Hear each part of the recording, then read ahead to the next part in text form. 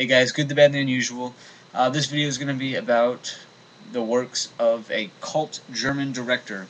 His name, I'm probably going to butcher, but I'm going to go ahead and attempt it. It's Jörg Buttgereit, and I'm probably destroying it, but whatever, you guys can correct me.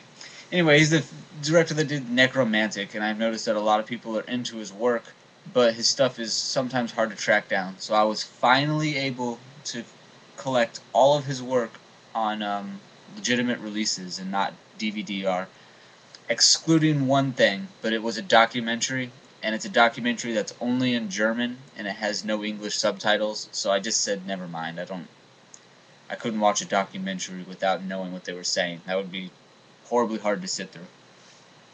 Anyway, the first one is a collection of short films, actually. This is a release of all of his short films. It covers from like 1981 all the way to 1995, because that was when he did his last short film. But out of all of them, he went with the title Hot Love, which is my favorite short film made by him. It's actually the longest out of all of them, too. I think it's near 45 minutes. Anyway, this is a new release. They just put this out. It's limited to 111, and it's a hardbox collection that the director decided to release, and they all match up with cool spines, and all the front have like this comic book feel to them. I have one of the other ones, and I'll show it as well. But what kind of ticked me off is I ordered all of them, and they just jacked up my order, and I'm still trying to work that out with electricity. So I'm kind of pissed about that, honestly. But this is the one that I wanted most, so I'm glad that they didn't jack this one up. So that's really cool. And another one of the really good short films that's on here is let me find the name for it because it's all in German.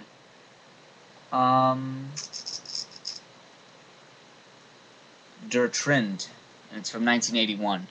It's pretty cool. It definitely does have a comic book feel. I know that's kind of weird with films, but it feels like you're watching a comic book.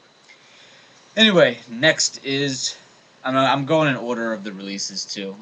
All of his short films, like I said, were from 1981 to like 1985, and then he paused for a long time, and then he did another one in 95, and luckily that was on here.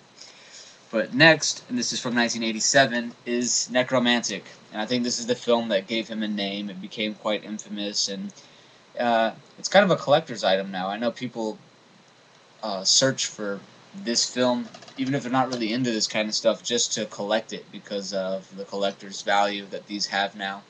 Anyway, this was put out by Barrel Entertainment. I think it was limited to like 20,000 copies or something like that. It's the one in the red case that everybody's always like trying to spot it if it's a phony or whatnot. I remember I bought part 1 and part 2 from the company when they were released, so I'm not really worried about if it's a bootleg or not. Alright, the next film he released is Der Todskin, and this is another one of those hard boxes that have that kind of comic book feel to them, and I really dig it. This, in my opinion, is his most underrated film. I think it's because it never got an American release, and it had an extremely limited release in the UK. That release is like out of print, and you have to drop like $100 if you want it. Even the VHS tapes for this one sell for $50 or $60 normally.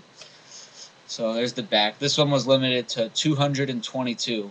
So I think out of all of the stuff that I have by him, this is probably the one that's going to be worth the most in the long run, because like I said, it still has no US release. The UK release is long gone, and out of the hard boxes, there's only 222, so I think this one might be worth something in the near future. But like I said, I think it's his most underrated film. It's basically about the seven days and 7 deaths that occur over these 7 days, and it's definitely got an art house feel to it. Alright, next, and I believe this is from 1991. This is the Nekromantik Part 2. And again, this is the Barrel release. And this one actually says on the back, limited to 20,000 units. So that's pretty cool.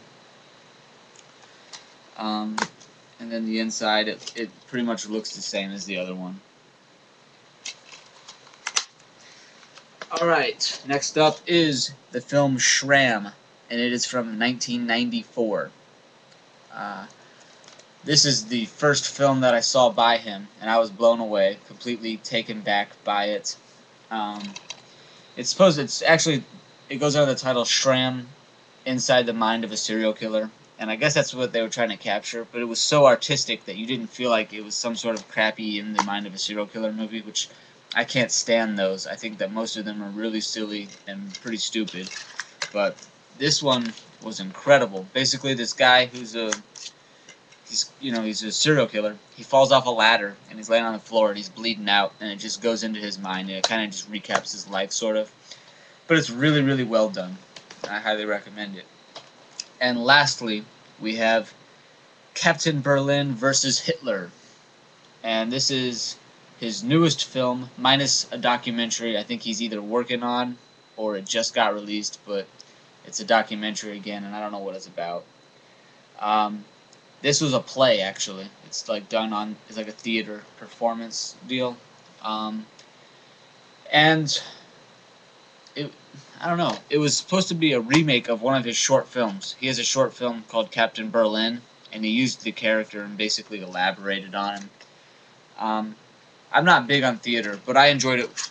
I definitely will hold on to it. I enjoyed it. It comes with this really cool comic book.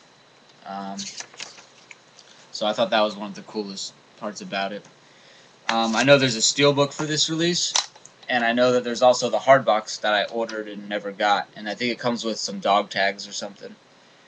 And again, all of these releases, I don't even know if I mentioned it, all of the ones that I have the slipcase or the regular jewel cases for, these are all on hardbox now. So if you can, I suggest you grab them up. They're really limited, and I know they just got released, so a lot of places still have them. But I ordered all of these, and I didn't get any of them. The only ones I got were these two right here, and these collector's hardbox things. So I'm pretty ticked off at Electrocity, and I sent them an email yesterday, and hopefully they get back with me and we can sort it out. And if not, at least let me get my money back, because that was a pretty expensive purchase. But that is all of the films by one of my favorite directors. He also, like I said, he did a documentary but it's only in German with no subtitles, so I never bothered with it.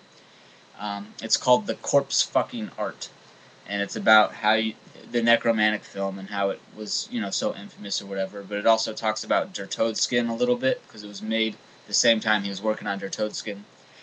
And he also directed one episode of the TV show Lex, which I don't know if you guys remember that show. It was kind of I think a 90s sci-fi. It was really silly. It was really weird, and it had a lot of sexual themes to it. But it was a pretty cool sci-fi. I used to watch it, and I liked it when it was on the Sci-Fi Channel. Oh, that's it, guys. I rambled way too long. I'm gonna turn it off now. But I hope you enjoyed, and if you guys know anything about other releases or any of his other stuff, short films, anything, leave comments. I'd love to talk to you about it. Take it easy, guys.